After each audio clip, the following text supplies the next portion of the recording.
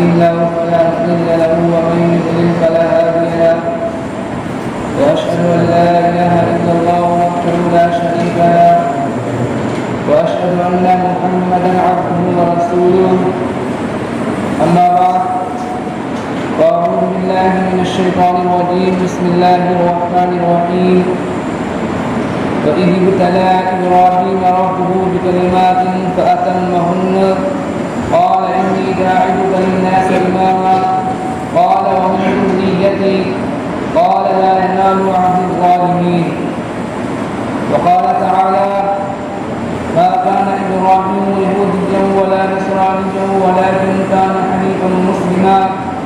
وما كان من المشركين وقال تعالى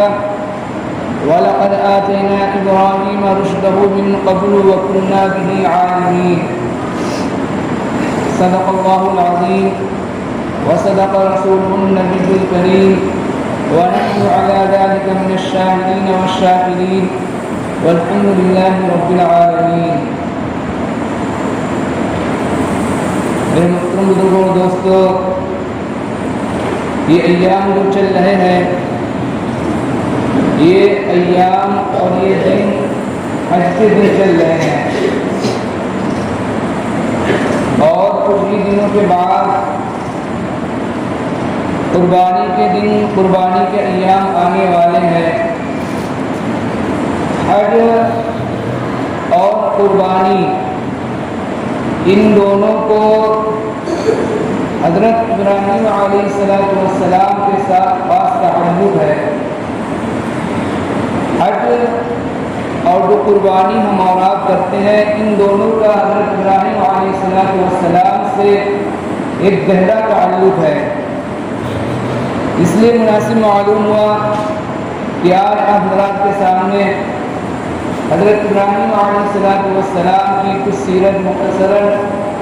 بیان کر دی جائے.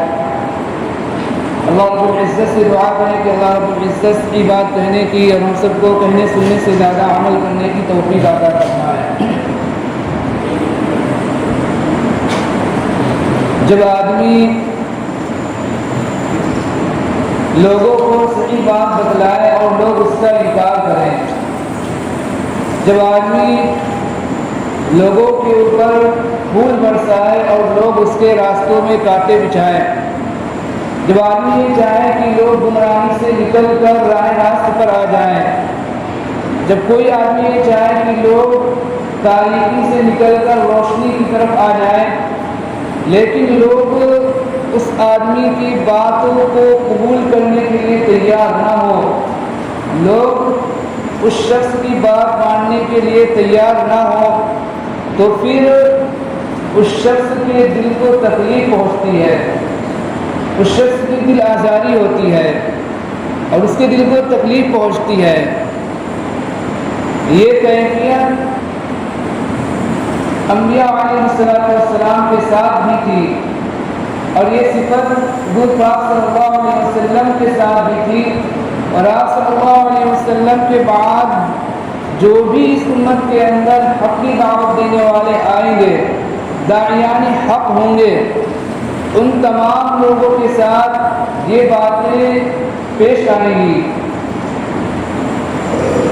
اس لیے اللہ رب العزت نے آپ صلی اللہ علیہ وسلم کی دلجوئی کے لیے اور آپ صلی اللہ علیہ وسلم کے بعد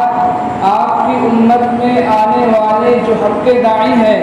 داعیان حق ہیں، جو حق کی دعوت دینے والے ہیں، ان لوگوں کی دلجوئی کے لیے اللہ تعالیٰ نے قرآن مجید کے اندر انبیاء علیہ السلام کے واقعات کو بیان فرمایا. انبیاء علیہ السلام کے اوپر جو حالات آئے اور جو مصیبتیں آئیں اور جن کیفیت سے اور جن حالات سے ان کو گزرنا پڑا، اللہ تعالیٰ نے ان حالات کو، ان امتحانات کو، ان آزمائشوں کو اللہ تعالیٰ نے قرآن مجید کے اندر بیان فرمایا، تاکہ آپ صلی اللہ علیہ وسلم اور آپ صلی اللہ علیہ وسلم کے بعد آنے والی آپ کی امت میں جو حق کے داعی ہوں گے، جب ان کو یہ بات پہنچے اور جب ان کو یہ تمام حالات پیش آئیں، تو وہ انبیاء علیہ السلام کے واقعات پڑھیں، ان کے حالات پڑھیں اور ان پر آنے والی جو امتحانات ہیں ان کو پڑھیں اور ان کا دل جو اس سے مطمئن ہو جائے اور ان کی دل آزاری نہ ہو، اور جو وہ کام کر رہے ہیں، حق کی دعوت دے رہے ہیں، اس سے ان کی ہمت پست نہ ہو، ان کا حوصلہ پست نہ ہو۔ اس لیے اللہ رب العزت نے قرآن مجید کے اندر انبیاء علیہ السلام کے واقعات کو، حالات کو بیان فرمایا۔ اللہ رب العزت نے قرآن مجید کے اندر ارشاد فرمایا وَكُلًّا نَقُصُّ عَلَيْكَ مِنْ أَنْبَاءِ الرُّسُلِ مَا نُثَبِّتُ بِهِ فُؤَادَكَ وَجَاءَكَ فِي هَٰذِهِ الْحَقُّ وَمَوْعِظَةٌ وَذِكْرَىٰ لِلْمُؤْمِنِينَ کہ انبیاء علیہ السلام کے جو واقعات، جو خبریں ہم آپ کے سامنے جو بیان کرتے ہیں، یہ اس لیے بیان کرتے ہیں تاکہ آپ کے جو دل ہو، آپ کے دل کو مضبوطی پہنچے، آپ کے دل کو تقویت پہنچے۔ وَكُلًّا نَقُصُّ عَلَيْكَ مِنْ أَنْبَاءِ الرُّسُلِ مَا نُثَبِّتُ بِهِ فُؤَادَكَ وَجَاءَكَ فِي هَٰذِهِ الْحَقُّ وَمَوْعِظَةٌ وَذِكْرَىٰ لِلْمُؤْمِنِينَ، اور ان واقعات کے ضمن میں ہم نے آپ کے پاس وہ چیزیں بھی پہنچائی ہیں جو حق ہے، وہ باتیں بھی پہنچائی ہیں جو حق ہیں، اور ایمان والوں کے لیے ان باتوں کے اندر نصیحت ہے اور یاد دہانی ہے۔ اللہ تعالیٰ نے دنیا کے اندر انسانوں کو بھیجا، انسانوں کو بھیجنے کے بعد اللہ تعالیٰ نے اس دنیا کے اندر انسانوں کو امتحان کے اندر مبتلا کر دیا، آزمائش کے اندر مبتلا کیا۔ آزمائش کے اندر مبتلا کرنے کے بعد، امتحان کے اندر مبتلا کرنے کے بعد اللہ تعالیٰ نے انسانوں کو اس میں کامیاب ہونے کے بعد اعلیٰ اور رفع مقام اور مرتبہ بھی عطا فرمایا۔ چونکہ انبیاء علیہ السلام کو اللہ رب العزت نے دنیا کے اندر تمام انسانوں میں اللہ تعالیٰ نے انبیاء علیہ السلام کو سب سے اعلیٰ، سب سے عرفہ اور سب سے ممتاز اللہ رب العزت نے مقام اور مرتبہ عطا فرمایا۔ اس لیے انبیاء علیہ السلام کے اوپر جو حالات آئے، انبیاء علیہ السلام کے اوپر جو امتحانات آئے، وہ بھی کیا تھی، وہ بھی بہت ہی زیادہ سخت امتحانات تھے، وہ بھی بہت ہی زیادہ سخت حالات تھے۔ لیکن جب اللہ تعالیٰ نے کسی نبی کو کسی کام کا حکم دیا، کسی نبی نے بھی اللہ تعالیٰ کے حکم کے خلاف ذرہ برابر بھی اللہ تعالیٰ کے حکم کے خلاف نہیں کیا، ذرہ برابر بھی کسی نبی نے اللہ تعالیٰ کے حکم کی خلاف ورزی نہیں کی، بلکہ اپنی ساری زندگی کو، اور اللہ تعالیٰ نے زندگی کے اندر انبیاء علیہ السلام کو جو اسباب دیے تھے اور جو نعمتیں اللہ تعالیٰ نے زندگی کے اندر ان کو دی تھی، انہوں نے اللہ تعالیٰ کے حکم کی تعمیل کے لیے، اللہ تعالیٰ کی رضا کے لیے اپنی تمام زندگی کو اور اپنی زندگی کے تمام اوقات کو،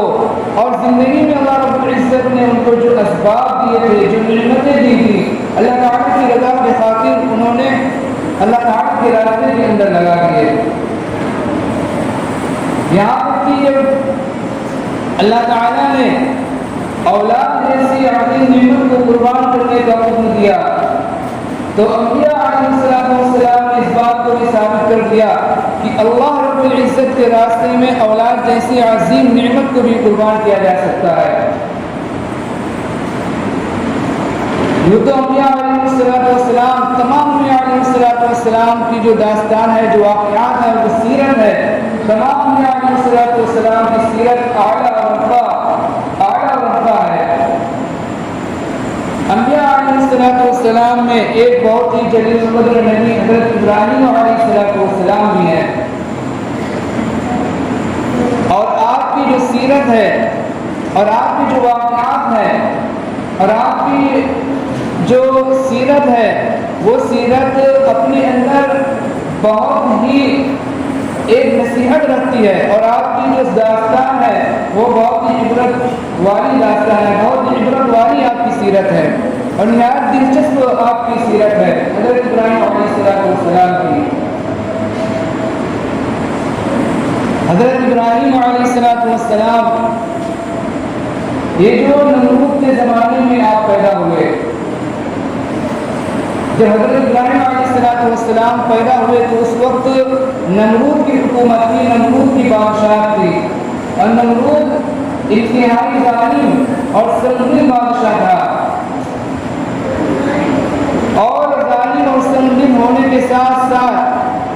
اس نے جو خدائی کا خدا ہونے کا بھی دعویٰ کر رکھا تھا، خدائی کا بھی دعویٰ کر رکھا تھا. اور حضرت ابراہیم علیہ السلام کے جو والد تھے آزر، یہ نہ صرف یہ کہ بتوں کی عبادت کرتے تھے، بتوں کو پوجتے تھے، بلکہ بتوں کو بناتے بھی تھے اور بتوں کو بنانے کے ساتھ ساتھ اس کو فروخت بھی کرتے تھے. یعنی بتوں کی عبادت بھی کرتے تھے، پوجتے بھی تھے اور اس کو بناتے بھی تھے اور فروخت بھی کرتے تھے. بت صاف بھی تھے اور بت فروخت بھی تھے حضرت ابراہیم علیہ السلام کے والد. لیکن حضرت ابراہیم علیہ السلام جو بچپن ہی سے ان تمام باتوں سے، بتوں سے بیزار تھے.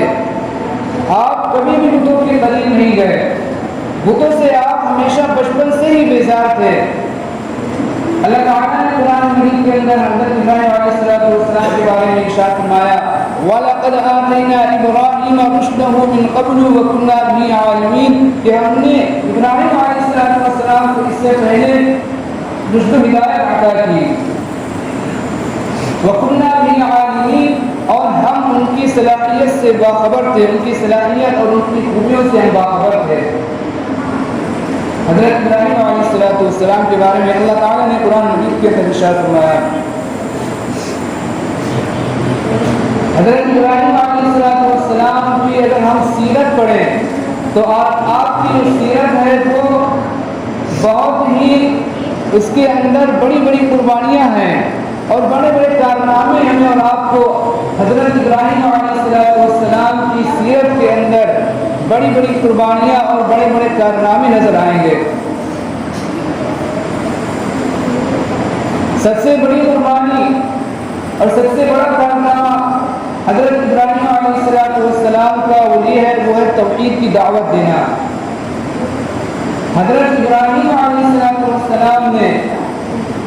ایسے ماحول کے اندر توحید کی دعوت دی جب ساری دنیا کے اندر کفر اور شرک اور بت پرستی عام تھی. دنیا کے لوگ، انسان سینکڑوں معبودوں کی عبادت کرتے تھے.